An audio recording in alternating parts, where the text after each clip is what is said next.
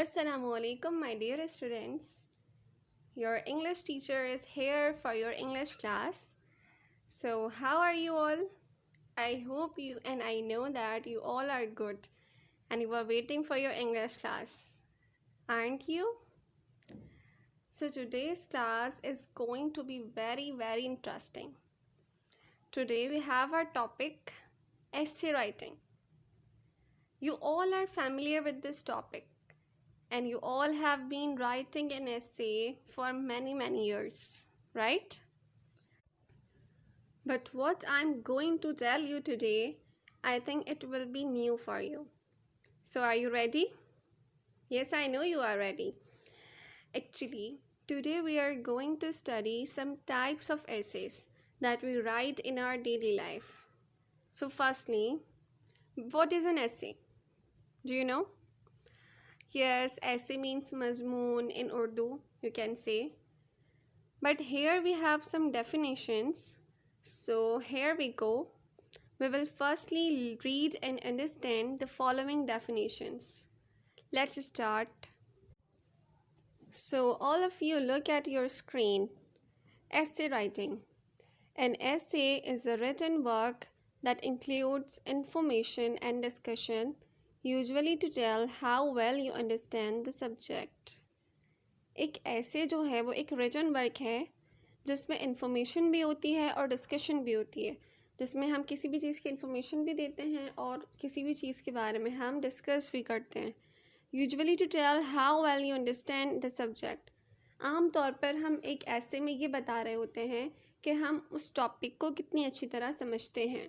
ठीक है? ओके, यहाँ पे देखिए, अंडरस्टैंड द सब्जेक्ट. सबसे इम्पोर्टेंट चीज़ आपकी क्या है? ऐसे का टॉपिक. सही है. जब तक आप अपने ऐसे के टॉपिक को अंडरस्टैंड नहीं करेंगे, आप एक अच्छा ऐसे नहीं लिख सकते. Is that clear? And here we have another definition, which is an essay is a piece of writing that usually has 5 or more paragraphs. एक ऐसे जो है वो एक तहरीर होती है जिसके यूजुअली 5 और मोर पैराग्राफ्स होते हैं. An essay is written about one topic that has several main points.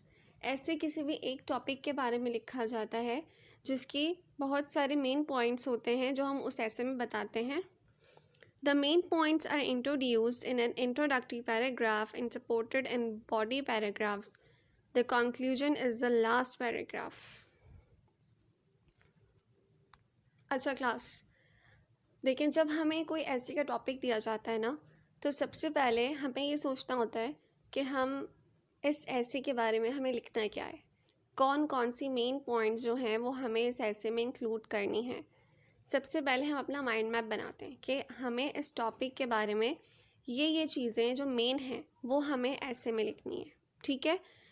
अच्छा, अगर मैं बात करूं, अब आप स्क्रीन पे देखिए अपनी, अगर हम एक बात करें पार्ट्स ऑफ एन ऐसे की, तो क्लास ऐसे के 3 पार्ट्स होते हैं. Number 1 introduction, then body paragraph and then conclusion. ठीक है? कितने पार्ट्स हैं? Introduction, body paragraphs and conclusion. अच्छा क्लास, जो इंट्रोडक्टरी पैराग्राफ है नंबर 1, अब यहाँ पे देखिए overview of an essay. Introductory जो पैराग्राफ होता है उसमें जनरल स्टेटमेंट्स और इन्फॉर्मेशन देते हैं टॉपिक के बारे में. ठीक है? इंट्रोडक्शन दे रहे होते हैं. That's why it is called introduction, introductory paragraph. अच्छा, देन बॉडी पैराग्राफ्स. अब body paragraphs support the main ideas of the thesis statement, begin with topic sentences. Body paragraphs में आप 3 पैराग्राफ्स भी ले सकते हैं, 4 पैराग्राफ्स भी ले सकते हैं, डिपेंड्स अपॉन यू. उसमें हम अपने इंट्रोडक्शन को लेकर उस चीज़ के बारे में हम डिस्क्रिप्शन डिफाइन करना शुरू करते हैं. अपना जो आइडिया होता है उसके सपोर्ट करने के लिए हम वहाँ पे पॉइंट्स इंक्लूड करते हैं. ठीक है? That is called body paragraph. Then we have the third thing, conclusion. Conclusion में यहाँ पे क्या लिखा है? Brief summary of main points of an essay. Conclusion क्या होता है? उसमें हम summary देते हैं. Brief means तफसील से नहीं, बिल्कुल शॉर्टली हम एक summary दे रहे होते हैं कि हमने इस ऐसे में क्या सीखा है और किस बारे में पढ़ा है और ऐसे का मेन पॉइंट क्या है। ठीक है, ऐसे के कितने पार्ट्स हो गए? 3। Number 1 introduction, then body paragraphs जिसमें हम 3-4 पैराग्राफ्स ले सकते हैं, एंड देन कंक्लूजन पैराग्राफ्स जो कि लास्ट पैराग्राफ होता है हमारा। This is the part of an essay. अच्छा, अब हम बात करते हैं टाइप्स ऑफ एसेस की, कि हमारे पास कितनी टाइप्स होती हैं एसेस की। टाइप्स तो बहुत सारी हैं, लेकिन मैं आज सिर्फ आपसे मेन टाइप्स डिस्कस करूँगी जो कि बहुत इजी हैं और आप इजीली अंडरस्टैंड कर सकते हैं। ठीक है, देखिए नंबर 1 है नरेटिव एसेस। यहाँ पे लिखा है पर्सनल एंड फिक्शनल। अच्छा क्लास, नरेटिव एसेस वो होते हैं जिसमें हमें अपने पर्सनल एक्सपीरियंसेस शेयर करने होते हैं। ठीक है, like the day I spent at beach, एक दिन जो मैंने बीच पे गुजारा। अगर मैं इस पे ऐसे लिखूँगी तो मैं उसमें अपना पर्सनल एक्सपीरियंस शेयर करूँगी ना। So this is called narrative essays. इसमें असल में हम क्या बता रहे होते हैं? स्टोरी बता रहे होते हैं, सही, अपनी लाइफ की, अपनी एक्सपीरियंसेस की। Second topic, my last day at school. ये भी मेरा अपना लास्ट डे है तो मैं अपना पर्सनल एक्सपीरियंस शेयर कर रही हूँ, दैट इज़ ऑल्सो नरेटिव ऐसे। देन पिकनिक एट सी साइड, ये भी इसी तरह से कि मैंने अपनी पिकनिक कैसे गुजारी, दिस इज़ ऑल्सो नरेटिव ऐसे। ठीक है, इज़ दैट क्लियर? इसमें हम एक्चुअली स्टोरी सुना रहे होते हैं। ठीक है, पर्सनल अपनी चीज़, अपना एक्सपीरियंस शेयर कर रहे होते हैं। Then here is a word fictional. Fictional means नकली, यू कैन से। ठीक है, हम इसमें अपने पास से भी अपने ऐसे को अच्छा बनाने के लिए कुछ चीज़ ऐड कर सकते हैं। ठीक है, अगर हम अपनी कोई स्टोरी लिख रहे हैं तो हम उसमें कोई चीज़ ऐड भी कर सकते हैं, दैट्स वाई ये फिक्शनल भी हो सकता है। ठीक है, then number 2 we have descriptive essays. Descriptive essays means किसी की डिस्क्रिप्शन देना। कोई ऐसा टॉपिक हमें दिया जाता है जिसको हमें डिस्क्राइब करना होता है। जनरल टॉपिक किसकी बात हो रही होती है? ठीक है, हमें एक जनरल टॉपिक दिया जाता है जिसके बारे में सबको इन्फॉर्मेशन होती है, सही है। उस टॉपिक पे हमें एक ऐसे लिखना होता है, डिस्क्राइब करना होता है, डिस्क्रिप्शन देनी होती है, that is called descriptive essays. अच्छा, यहाँ पे लिखा है नॉन फिक्शनल। अच्छा क्लास, अगर हम कोई चीज़, किसी चीज़ के बारे में डिस्क्रिप्शन दे रहे हैं तो it must be the truth, ये बिल्कुल सच्चाई होनी चाहिए, हम इसमें से अपनी बात से कुछ भी ऐड नहीं कर सकते, सही है।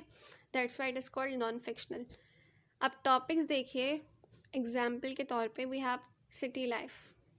सिटी लाइफ, मैं बोलूँ अगर आपको सिटी लाइफ पे ऐसे लिखना है तो आप एक सिटी लाइफ में ऐसे लिखेंगे, उसमें बिल्कुल फैक्ट्स लिखेंगे, सही है, जो सिटी लाइफ के बारे में फैक्ट्स हैं। फिक्शनल चीज़ नहीं लिखना आपको, अपने पास से कोई चीज़ आप उसमें ऐड नहीं कर सकते। ठीक है, फॉर एग्ज़ाम्पल अगर मैं बोलूँ सिटी लाइफ में बताऊँ कि सिटी लाइफ में इलेक्ट्रिसिटी नहीं होती, या मैं इस तरह से कोई बात ऐड कर दूँ जो कि नहीं है, सही है, तो हम डिस्क्रिप्टिव एसेस में अपनी बात से कोई भी चीज़ ऐड नहीं कर सकते। इसी तरह अगर मैं बात करूँ कायदे आज़म मोहम्मद अली जिन्ना, पर्सनालिटीज़ पे अगर हम किसी के बारे में लिख रहे हैं तो हम उनके बारे में जब लिखेंगे उसमें भी क्या होगा? नॉन फिक्शनल होगा, वो भी डिस्क्रिप्टिव एसेस में आएगा। ठीक, number 3 we have argumentative essays. कुछ एसेस ऐसे होते हैं जिसमें हमें आर्ग्यूमेंट करनी होती है, जिसमें हमें अपनी राय बतानी होती है। ठीक है, कि हम उस चीज़ के बारे में कितना ज़्यादा सोचते हैं, और अगर हम किसी चीज़ की राय बताते हैं तो हमें उसके बारे में उसको प्रूफ भी करना होता है। ठीक है, तो हमें बताना होता है कि भाई अगर मैं ऐसा बोल रही हूँ तो क्यों बोल रही हूँ, इसके क्या कॉजेज़ हैं, मुझे फिर उसमें कॉज भी लिखने होते हैं। अब एग्जाम्पल से इसको समझते हैं। जैसे we have a topic, should we keep animals at zoo, question mark. ये जो ऐसे टॉपिक्स होते हैं जिसमें लिखने वाले के पास चॉइस होती है कि वो आइदर यस में आंसर करे या फिर वो नो में आंसर करे। ठीक है, that's are called argumentative essays. अब इसमें should be keep animals at zoo, मैं इसमें नो भी लिख सकती हूँ और मैं उसमें यस भी लिख सकती हूँ, इट्स माई ओपिनियन। बट क्या है कि अगर मैं यस लिखूँगी तो I have to give the causes and reasons. ठीक है, मुझे रीजंस देने पड़ेंगे कि क्यों, हाँ, और अगर मैं नो लिखूँगी तो मैं उसके भी मुझे रीजंस देने पड़ेंगे। ठीक है, this is argumentative essays. Number 4 we have persuasive essays. Persuasive essays में क्या होता है, देखिए ये थोड़ा सा ऑपोजिट है आर्ग्यूमेंटेटिव एसेस के। चलिए इसको हम टॉपिक से समझते हैं। फॉर एग्जाम्पल टॉपिक हमें दिया है animals should be kept in zoo. Persuasive means का मतलब होता है कायल करना। सही है, कायल करना मीन्स किसी को अपनी बात पर राज़ी करना, आमादा करना। अब देखिए पिछले टॉपिक में जब हमारे पास आर्ग्यूमेंटेटिव ऐसे था, उसमें हमारे पास टॉपिक था animals should animals keep in जू एट जू। ठीक है, क्या आपकी मर्ज़ी, आप यस में जवाब दो या नो में जवाब दो। बट परसुएसिव एसेस में क्या होता है कि हमें कंडीशन दे दी जाती है कि फिर हमें उस कंडीशन को प्रूव करना होता है कि ये बात है तो क्यों है, हमें उसके बारे में लिखना है। Animals should be kept in जू, एनिमल्स को जू में रखना चाहिए। हमें उन्होंने बता दिया कि दिस इज़ द थिंग। अब हमें इसको प्रूव करना है, इसके बारे में हमें डिस्क्राइब करना है, इसके बारे में हमें डिस्कस करना है। ठीक है, then number 2 example aliens probably exist. उन्होंने हमें बता दिया एलियंस जो है ना वो शायद होते हैं। अब हमें इनकी ही साइड पे जो है यही वाली बात सोच के हमें ऐसे लिखना है। मैं ये नहीं सोच सकती कि नहीं एलियंस नहीं होते। हमारे पास नो वाला चांस नहीं है। नो वाला चांस कहाँ पे होता है, मैं आर्ग्यूमेंटेटिव पे। अगर मैं यहाँ पे होता does alien do aliens exist, अगर ये ऐसे होता तो फिर वो आर्ग्यूमेंटेटिव में चला जाता, मेरे पास चॉइस होती कि यस और नो की। ठीक है, सो ये 4 टाइप्स थी जो कि बहुत इजी हैं, not difficult, and I think कि आपको पता होनी चाहिए। तो इनको देखिए, गौर कीजिए इन पर और ऐसे एग्जाम्पल्स को कलेक्ट करें, समझें, और फिर जब मैं ऐसे आपको कोई भी लिखवाऊँगी तो यू विल थिंक कि ये कौन सी टाइप का ऐसे है। ठीक है, सो आज यहीं तक रखते हैं class. I hope this video will be helpful for you. Allah हाफिज़।